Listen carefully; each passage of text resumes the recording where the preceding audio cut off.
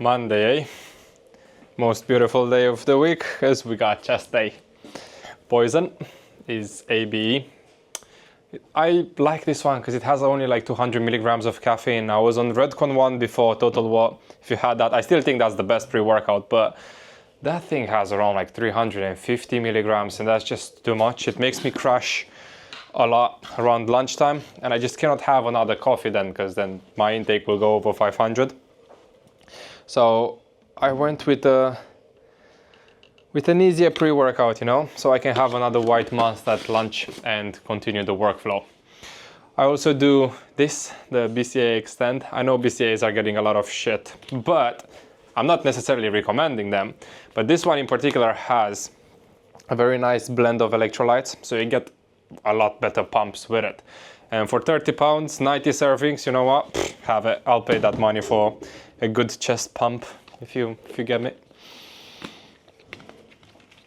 But yeah, so today's menu, we're gonna do cable presses. I'll show you why I enjoy this more than either bars or dumbbells for chest. So we'll start with cable presses for flat and incline angles. Then we'll do chest flies, still on cables, dips, come back downstairs for side raises, and then finish with triceps. Nice, lovely day. And then we got chest again on Thursday, because we're hitting every single muscle group twice per week, which I recommend. I'll break down my whole workout split in time and you'll get to know a lot more. But here we go. So my warm-up is pretty basic. I typically do a few shoulder rotations back and forwards, and this is more because back in the day I used to be swimming and it's more like muscle memory to start with that kind of stuff. And then the band, usually 5 to 6 times back and forwards, and I'll go rotations sideways. Same thing, 5 to 6 times on each side. But the main warm-up is really just doing pyramid sets on the main exercise we're gonna do anyway.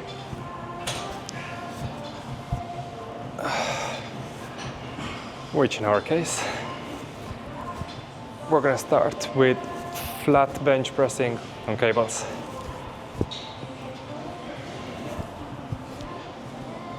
Okay. Shoulders are feeling tight this morning, not gonna lie.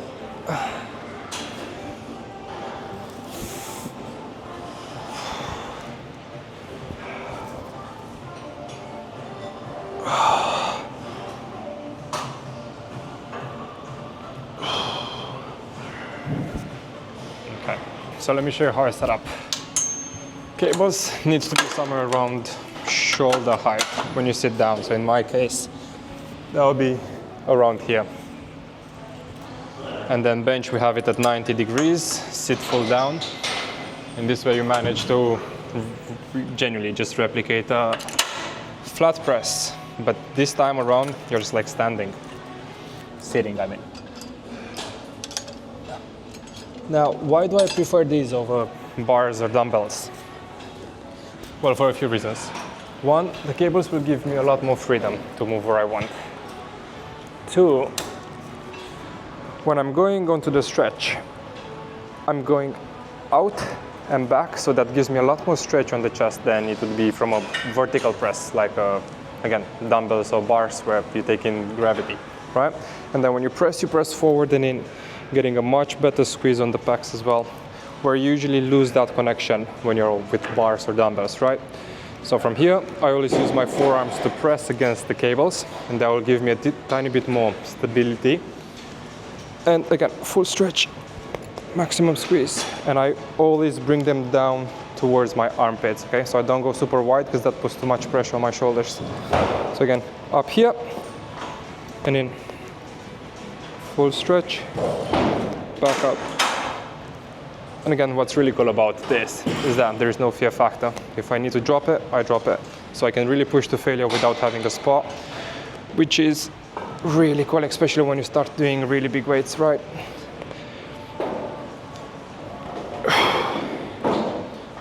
So I'll warm up for usually like 15, 20 reps.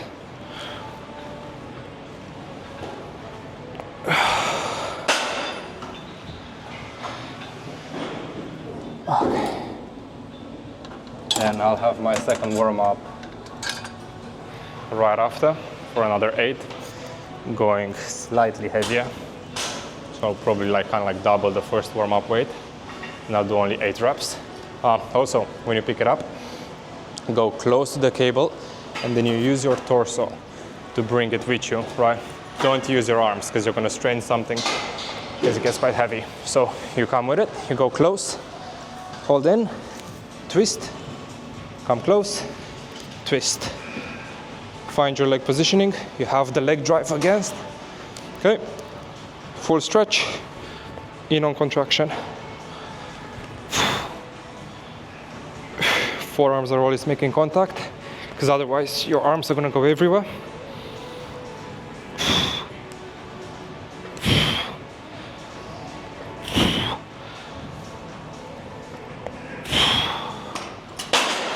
Cool. And now I'll typically rest for 2 minutes before getting into my main sets. And I have 4 working sets of 12 reps. Last one is a drop set as well. On all the sets I'll be doing the same weight, and then I will apply progressive overload to it. So, for example, if today I get like 12, 12, 10, 10, then next week I stay on the same weight. If I get all my reps today and I do it with ease, then I move up. If I get all my reps today, but I struggle on the last 2 sets, then I'll have a consolidation session next week as well. So same weight again. But most of the time with progressive overload, you just have to listen to your body and just don't ego lift. Always focus on form. If there's one thing that I wish I would have done earlier with my gym journey, is just focus on form. I know in the first few years when you're growing so quick and you want to get as strong as possible, as fast as possible, you kind of start cutting corners. And I was lucky to start young with my lifting. So when you're made out of like fucking magic rubber and you recover that well, you can get some injuries here and there. But if you're starting your gym journey in your like mid-20s, 30s, 40s, whatever, you just cannot afford to get injured stupidly.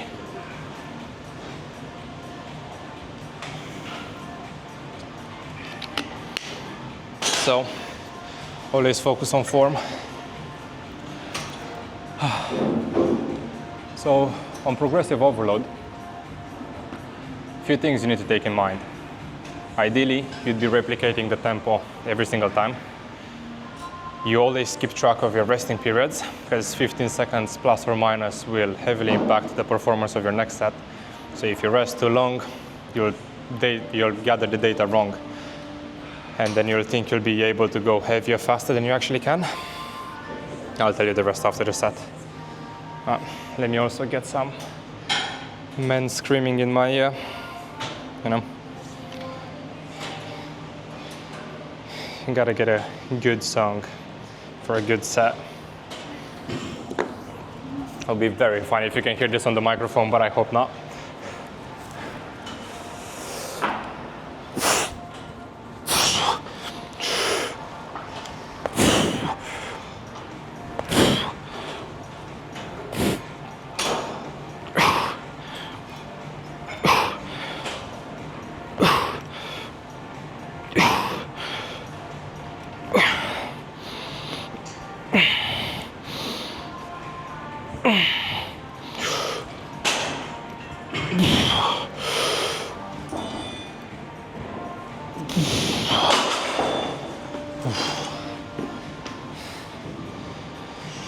Okay, not bad. First set we got 12, we got 2 minutes rest, 3 more. Okay. So what I was saying, progressive overload. So we need tempo, then the rest time needs to be tracked and done, all is the same. Again, if you rest for too long, it will impact the performance of your next set, and we don't want that. 3 is obviously making sure you're training with full range of motion and correct technique. If you start doing half reps just for the sake of like wrapping up the weight, it just doesn't make sense. Doesn't make sense. Again, general rule, you're doing this to improve your health long term. Don't rush into doing stupid stuff that will get you injured down the line. So rule of thumb, if you can implement this as fast as you can in your journey, is if you can make a weight feel heavier than it actually is by using correct form or different training systems, do it. Do it. No one cares. No one cares how much you lift, really.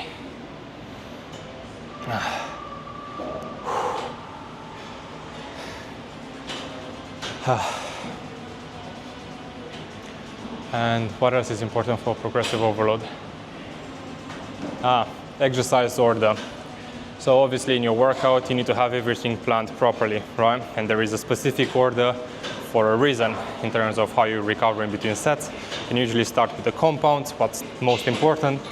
And then maybe when you get to accessory, you can like alternate around, but ideally you'll be keeping the same order. I know sometimes this is difficult because the gym can be quite packed, and if you train at busy times, that doesn't make sense. But when you can, do it. Okay, time for second set. Get some Iron Maiden. Never failed.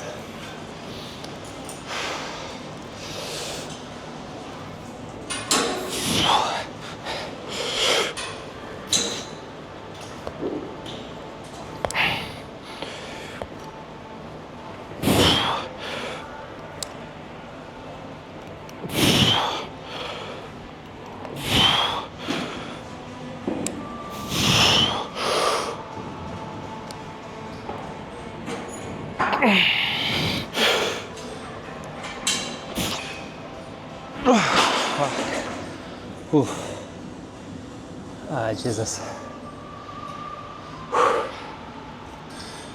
Okay, so we'll track that as 10 reps.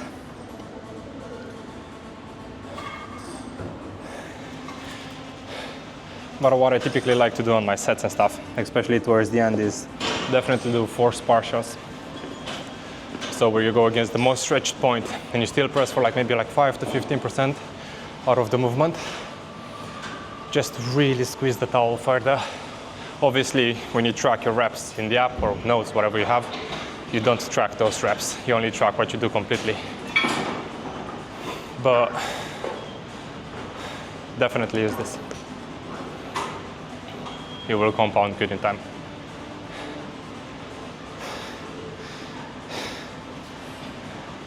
Today feels heavier than usual though, Jesus.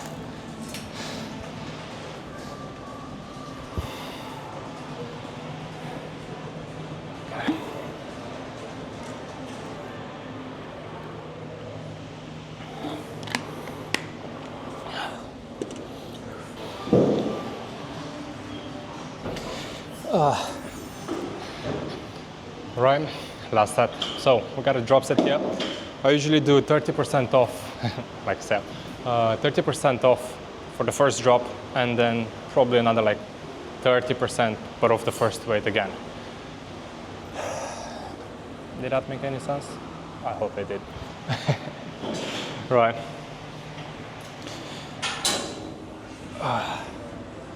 Okay. Man screaming in my ear, classic. Let's see. I'll be happy with 10.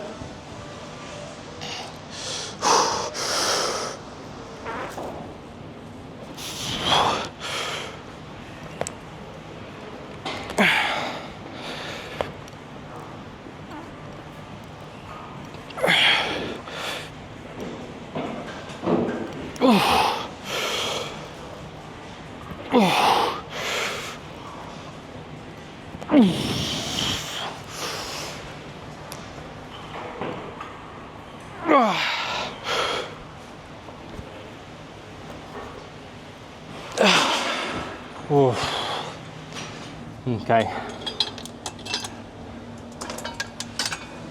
30%.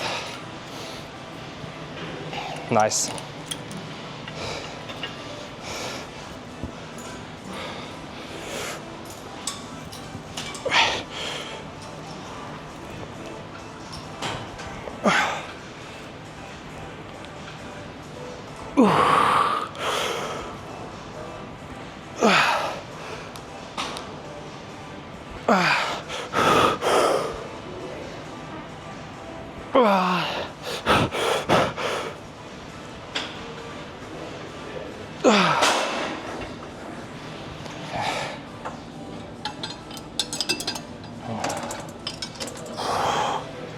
Jesus.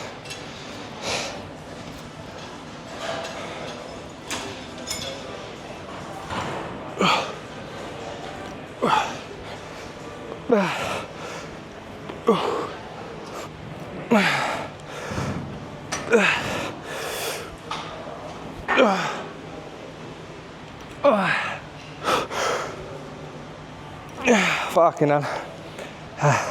It's so light, it's so heavy.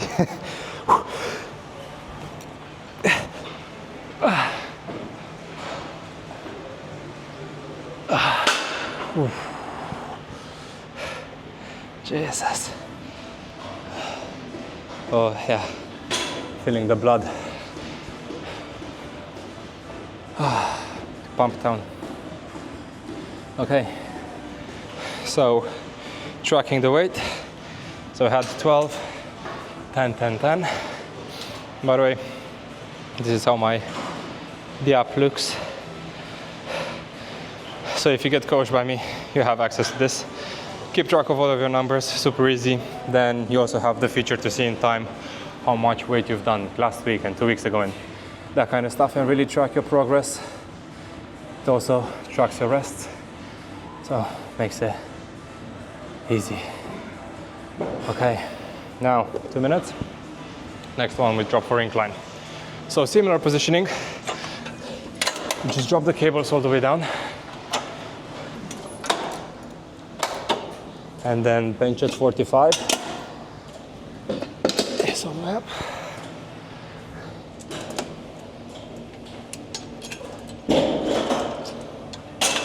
Okay. And it's same idea. We still got 4 sets of 12. I mean, aiming for, doubt I'll get that. Last time I did 10 and then all the other 3 sets for 8 reps. So that's what we're gonna aim to beat today. Although it's not feeling like my best day so far. Let's see how this goes.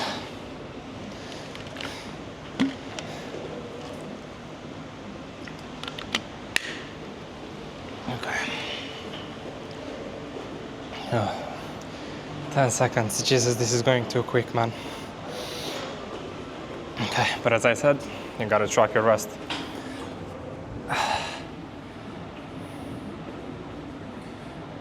Cheeky song. You know what, let's get Chester on.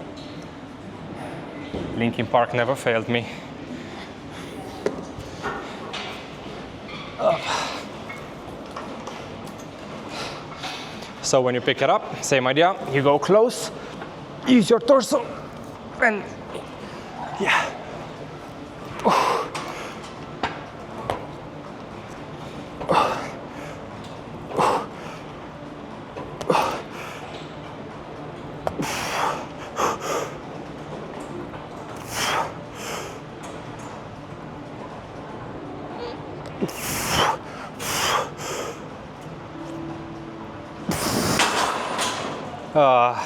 Yeah. I did mention that this is not my day. Less reps than last week. This is not nice. Okay. 2 minutes.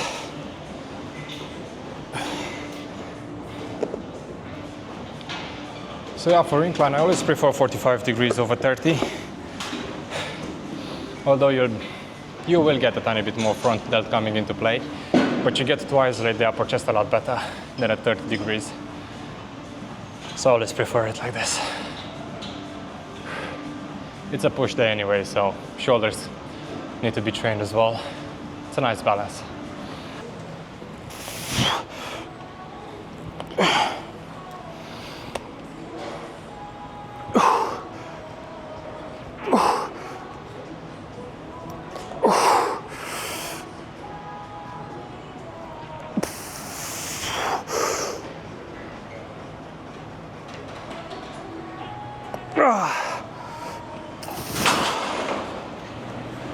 Oh, Jesus.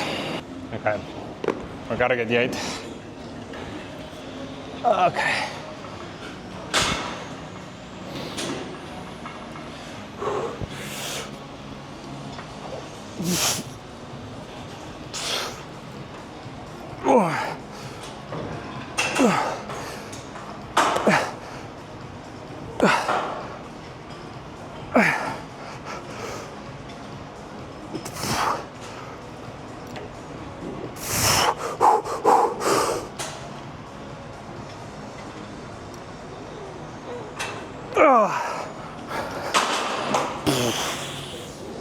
Right.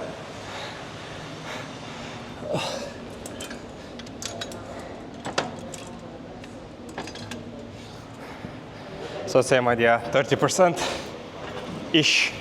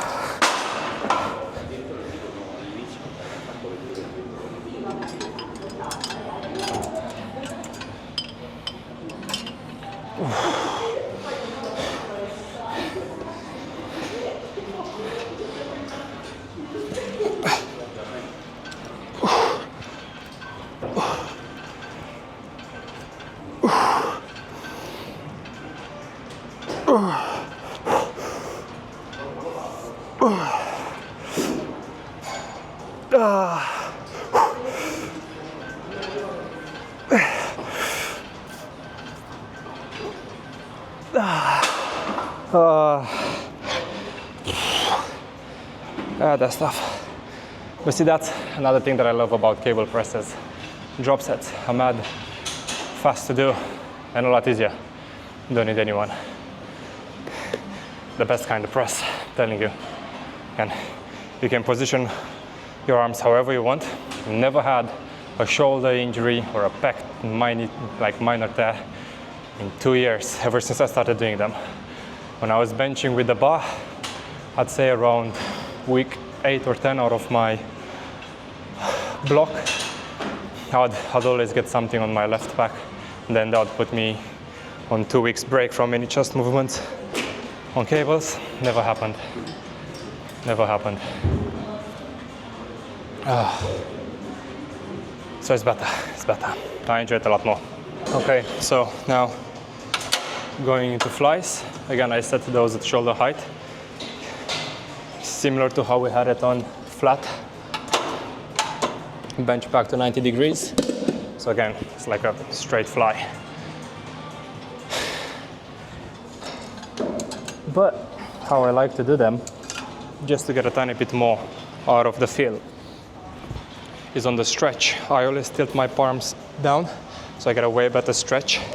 And then on contraction, when I come in, I bring my pinkies together. So from here to here makes a pretty good change on how your chest engages. Yeah. So it's all about getting all the 1% from everywhere. And at the end of the year, if you have a 30% extra of gains, it's perfect. So again, palms down on the stretch, pinkies in on contraction.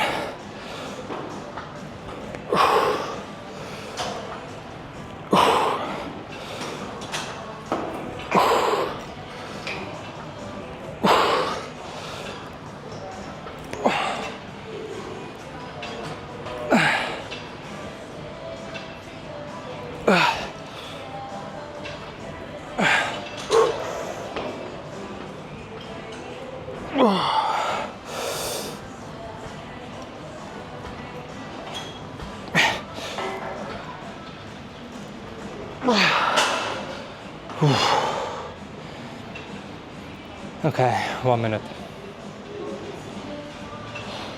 So as you saw, first 10 reps is what I've done with the pinkies in, after which I just went forced with just normal crab flies, as I like to call them, where you keep your arms straight. You'll be able to push for more reps that way. But again, on my app, I'd only track the reps that I've completed properly. So that'll be 10 reps for me today.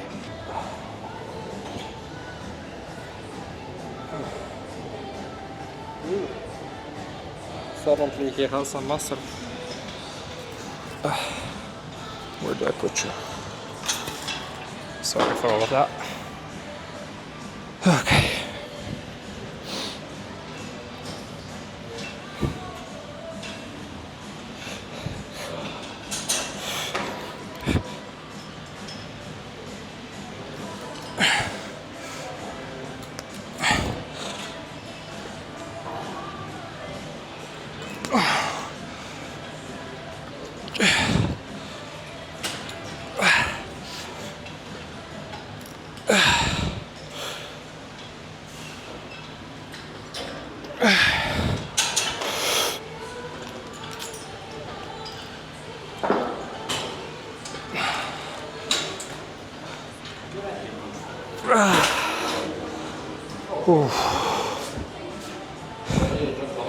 Jesus. Okay, so 8 reps on that. Dips. Right, so because my machine is not that great and I don't have a belt, I had to engineer a positioning for it.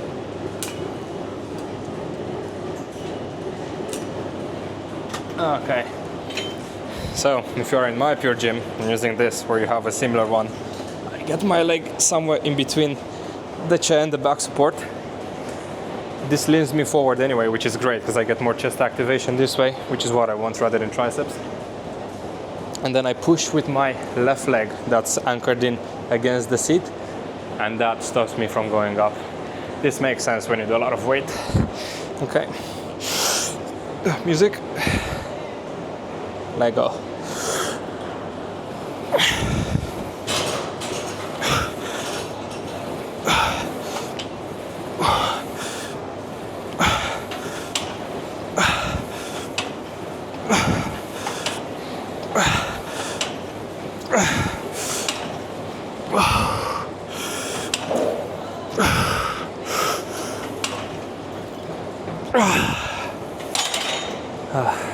Okay.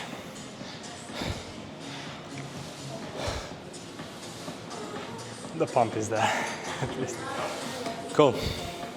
So for side raises, I do them lying down this time around. So I put more tension on the stretch point.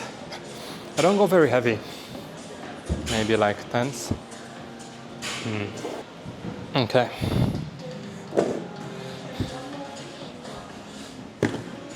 So I set the bench at 30 degrees. If I'm working on the left side, right leg goes first. Lying down all the way above so I can wrap my arm above it. It's a bit more comfortable this way.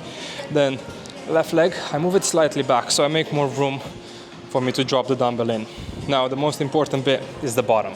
That's why we go lying down. So we put the tension at the most stretch point, and then the higher you lift, the more you lose tension. So you don't need to go right above in line with your body, okay? So we'll stop a tiny bit earlier and then control the negative on the way down without touching the body at the bottom.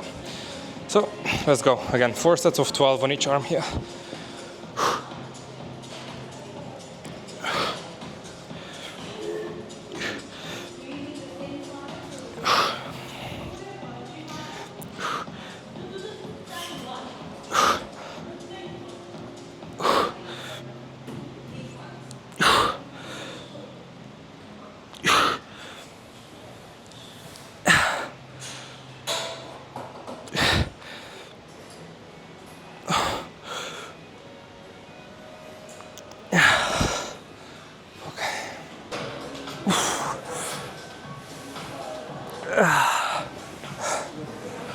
Okay, right, almost there. And this is the only thing that I do for shoulders today. On Thursday, when I do the other push day, I have a lot more on shoulders, like 12 working sets, I guess. I think, yeah, roughly. And that's when I also do normal side raises. So I get to train both movements in a week. And I find it works best if you do that.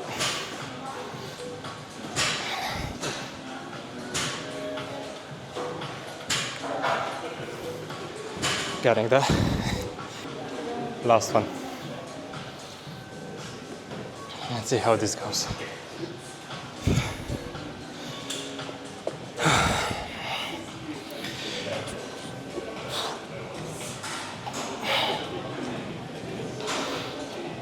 shoulders done. Now triceps, 3 working sets on 2 exercises, and we're done. So first movement for triceps, I go into single arm presses. I prefer it this way because you get a way bigger range of motion than with a conventional bar. So I'll do one warm-up set quickly. I'll show you how it's done. I like to lean forward so I get, again, tension against the most stretch point here. And then when I press all the way down and behind my hip to get the maximum squeeze on the tris. Okay, so again, full stretch, maximum squeeze behind the body. Obviously, if you had the bar, that would stop in your hips. This way, you get a tiny bit more out of it. Plus the fact that you get to work unilaterally, so proportionate arms and all that shebang. But yeah, this is my current favorite tricep movement. Nothing like it.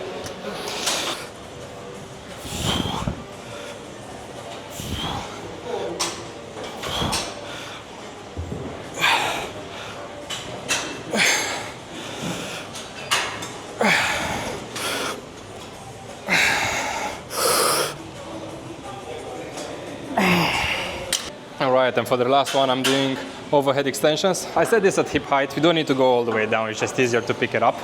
And then you still get the maximum stretch without touching the stack at the bottom. Then staying quite close, almost like a katana tricep extension, so fists are facing each other, then pressing from that direction. Again, maximum stretch at the bottom.